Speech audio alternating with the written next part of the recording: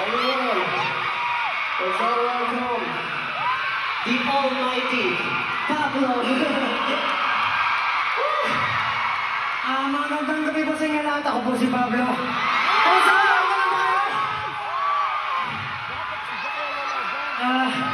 Bago po umalis si George, gusto ko lang siya pasalamatan dito sa... Gusto ko lang sabihin na sobrang proud ako sa'yo, pare. Alam mo, sa totoo lang, pag naririnig ko yung album mo ng Lost and Found, naalala ko yung bag mo na naiwan mo sa McDonald's. Bakit yun naman? Kasi nawala, tapos natagpuan din. Ang galing. Ang galing na reference. Pero sobrang, kasi sobrang personal ng album para sa kanya. Sobrang nakakatuwa lang na habang kinakanta niya yung mga awit na personal para sa kanya, sa inyong lahat, nakikisabay kayo, and pinaparamdam niya sa kanya yung suporta niya. So, mabuhay po kayo lahat. Maraming salamat sa pagsuporta eh. Subscribe. Isang karangalan ko. At syempre, hindi ko talaga in-announce para hindi nyo malaman si Pablo ang guest natin. At maraming salamat po kasi perform. Isang karangalan ko na syempre mapaperform natin si Pao.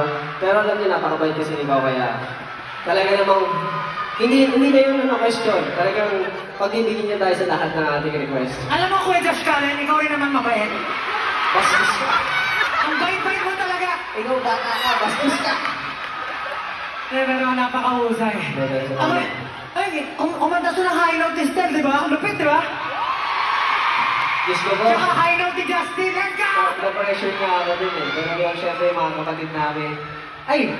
Alam mo, speaking yung kapatid, nanonood yung isa dito eh. Nanonood si Eric Jan Susan dito pa. Tony! Ken! Shoutout sa'yo. Dapat sumama ka na dito eh. Tatlo na tayo eh. Stage dive! Pero ayun po, maraming salamat. Ibigay ko muna ang stage. Siyempre, kay Butata.